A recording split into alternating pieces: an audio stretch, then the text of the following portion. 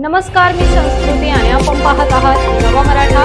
गडकिल्ले हे महाराष्ट्राच्या गौरवशाली इतिहासाची ओळख असूनही सरकारच्या दुर्लक्षामुळे ते खचत चालले आहेत, अशी टीका राष्ट्रवादी काँग्रेस शरद पवार गटाचे प्रदेशाध्यक्ष आमदार जयंत पाटील यांनी केली। प्रसिद्धी मिळणाऱ्या काही ठिकाणांपुरते सरकारचे लक्ष असल्याचे सांगत त्यांनी स्पष्ट शब्दात सरकारवर निशाणा साधलाय। श्रीगोंदा तालुक्यातील पेडगाव येथील धर्मवीर गडावर रविवारी झालेल्या गड संवर्धन आणि स्वच्छता मोहिमेत जयंत पाटील सहभागी झाले होते। खासदार निलेश लंके यांच्या संकल्पनेतून ही मोहीम शिवजयंतीच्या औचित्याने हाती घेण्यात आली असून याचे दुसरे पर्व धर्मवीर गडावर पार पडले। यावेळी माजी आमदार राहुल जगताप, आमदार हेमंत ओगले, राजेंद्र फाळके आदी उपस्थित होते। तसेच धर्मवीर गड हा 110 एकर परिसरात पसरलेला असून त्याची काही तटबंदी अजूनही शाबूत आहे। मात्र मोठ्या प्रमाणावर झाडी वाढली आहे। या किल्ल्याच्या संवर्धनासाठी सरकारने तातडीने लक्ष घालावे अशी आमची विधानसभा अधिवेशनात मागणी असणार आहे। तसेच खासदार निलेश लंके देखील या संदर्भात मुख्यमंत्र्यांची भेट घेणार आहेत। या गडावर जास्त प्रमाणात लोकसहभाग त्या ठिकाणी युवक वर्गाचा दिसायला मिळत आहे।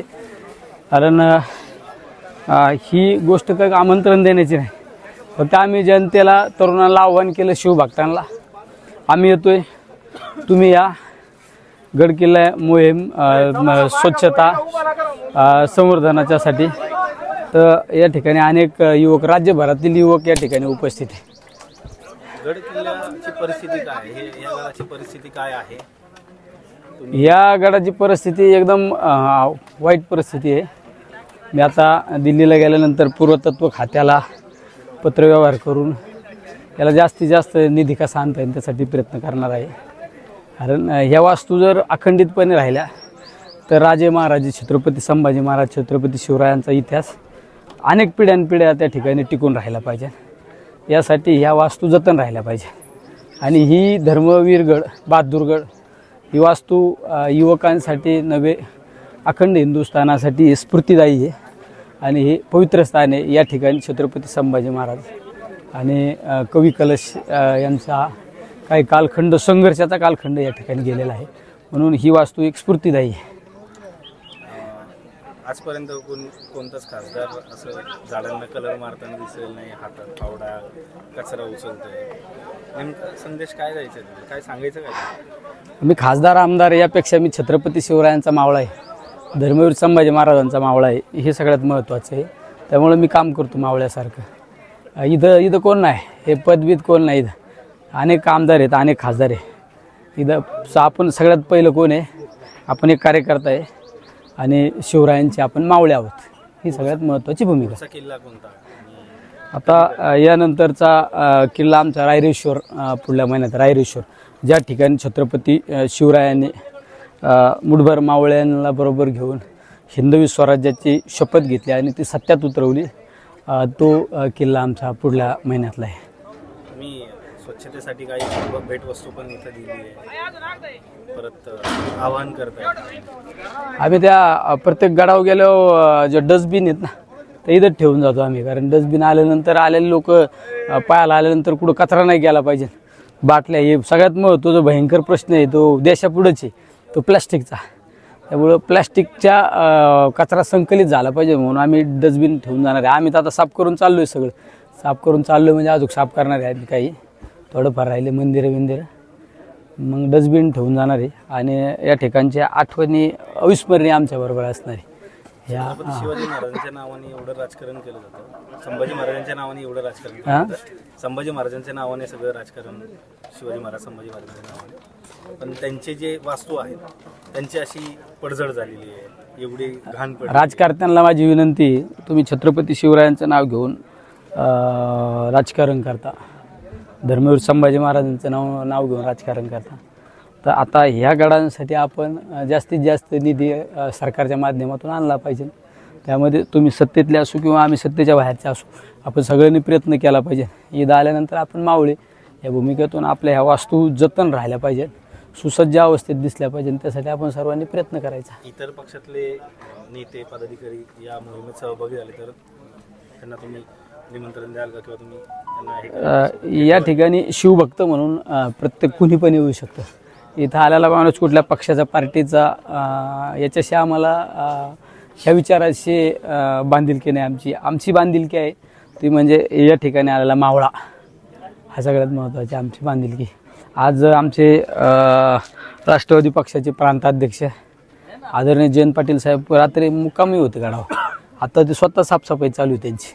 ते सुद्धा आता कलर विलर लावतात, वर वर वर गेले ते साफसफाई करतायत. ते नुसतं आम्ही जो मावळा फक्त दिखाव फोटो काढायला तो मावळाच नाही छत्रपतींचा शिवरायांचा.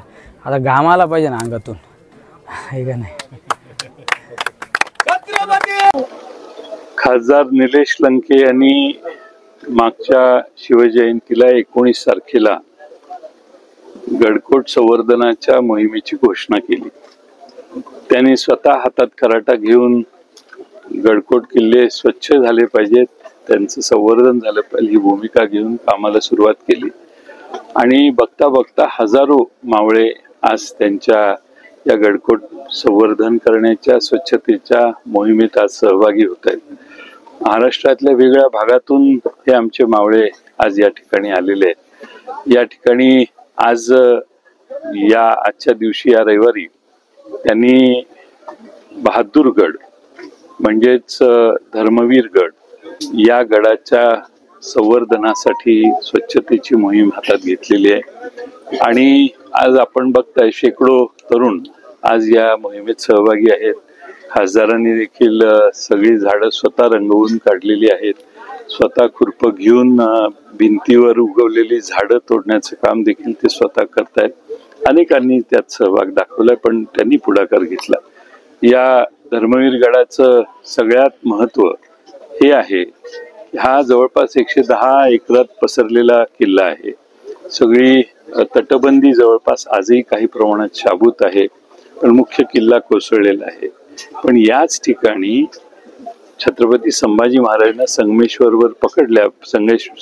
मध्ये पकडल्यानंतर इथं आणण्यात आलं आणि औरंगजेबाने देखील इथं मुक्काम आपला हलवला, इथं आला. आणि औरंगजेबाची आणि छत्रपती संभाजी महाराजांची दुसरी भेट ही या ठिकाणी झाली. पहिली भेट आग्र्याला झालेली, त्यानंतर ही दुसरी भेट झाली. आणि या ठिकाणी औरंगजेबाने त्या छत्रपती संभाजी महाराजांना औरंगजेबाने काही अटी घातल्या किंवा काही प्रश्न विचारले, त्या प्रश्नाला उत्तर न देण्याचा बाणेदारपणा छत्रपती संभाजी महाराजांनी दाखवला. फार मोठ्या प्रमाणामध्ये त्यांचा अनन्वित छळ याच किल्ल्यावर झाला.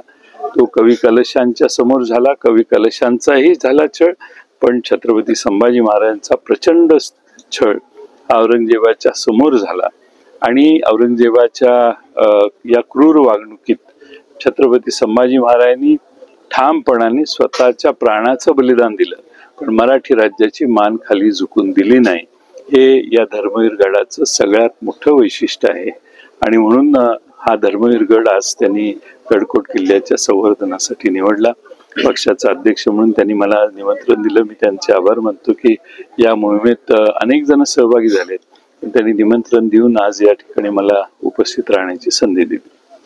सरकारचं याकडे लक्षच नाही. सरकारचं ज्या ठिकाणी प्रसिद्धी मिळेल अशा काही प्रमुख ठिकाणी 1-2 ठिकाणी लक्ष आहे, नाही असं नाही. पण हा महाराष्ट्र सरकारच्या ताब्यात असणारा हा किल्ला आहे. इथली 2 प्राचीन देवस्थानं फक्त केंद्रीय आर्किओलॉजीच्या हातात आहेत. त्यामुळे महाराष्ट्र सरकारने लक्ष घातलं तर हे यातलं संवर्धन होऊ शकतं. इथली अधिक उरलेली हा मुख्य किल्ल्याचा मुख्य इमारत आहे, त्याच्या बाहेर प्रचंड झाडी उगवलेली आहेत. त्या सगळ्याला चांगलं स्वरूप देण्याचं काम महाराष्ट्र सरकारने केलं पाहिजे. आम्ही येणाऱ्या विधानसभेच्या अधिवेशनात देखील सरकारकडे मागणी करू. मुख्यमंत्र्यांच्याकडे देखील माननीय श्री निलेश लंके साहेब यांच्याकडून आमच्याकडून पक्षाकडून मागणी केली जाईल की या गडकोट किल्ल्याचं संवर्धन आधी केलं पाहिजे. याला जास्त महत्व आहे. किल्ला आता पडायला व्हायला लागलाय, आणखीन काही वर्षात तो पडेल अशी परिस्थिती अनेक ठिकाणी भेगा गेल्यामुळे झालेली आहे. किल्ल्यातला जो मूळ गाभ्याचा म्हणजे महाल आणि बाकीच्या ज्या इमारती होत्या त्या सगळ्यामध्ये हा किल्ला मराठ्यांनी औरंगजेबाच्या हे असताना औरंगजेबाचं या ठिकाणी औरंगजेबाच्या ताब्यात होता मुघलांच्या, त्यावेळी हा किल्ला नदीच्या पलीकडून इथं येऊन एकदा लुटून मराठी सैन्य गेलं आणि दुसऱ्या बाजूने बैलाच्या शिंगाला टेंबे लावून त्यांची दिशाभूल केल्यावर सगळं इथल्या किल्ल्यावरचं संरक्षणासाठी असणारं औरंगजेबाचं सगळं सैन्य तिकडे गेलं आणि मराठ्यांनी नदीच्या पलीकडून इकडे येऊन हा किल्ला इथलं सगळं साधन सामुग्री सगळे लुटण्याचं काम त्यावेळी केलं होतं. कालांतराने या किल्ल्याची आता बरीच पडझड झालेली आहे, पण या ठिकाणी छत्रपती संभाजी महाराजांना आणलं होतं आणि त्यांचा शेवटी जो छळ झाला तो याच किल्ल्यावर झाला. म्हणून हा किल्ला हा व्यवस्थितपणाने त्याची काही ठिकाणी डागडुजी, काही ठिकाणी पुनर्बांधणी, काही ठिकाणी स्वच्छता आणि काही ठिकाणी मोकळ्या जागेत किल्ल्याची काही जमली तर प्रतिकृती उभा करण्याचं काम हे सरकारने हातात घेतलं पाहिजे. महाराष्ट्रातल्या ते फक्त नगर जिल्ह्याचे जरी खासदार असले ते महाराष्ट्रभर पोचले पाहिजे आणि त्यांना पोचवण्यासाठी ही जी मुंबईतली लोक आलेली आहेत त्यांचा आग्रह होता की मी या गडकोट किल्ल्याच्या संवर्धनाची त्यांना माहिती द्यावी. त्यामुळे मी त्यांना माहिती देण्याचं काम केलेलं आहे. त्या पलीकडे काय केलं. तर अशाच माहितीपूर्ण बातम्यांसाठी चॅनलला सबस्क्राईब नक्की करा.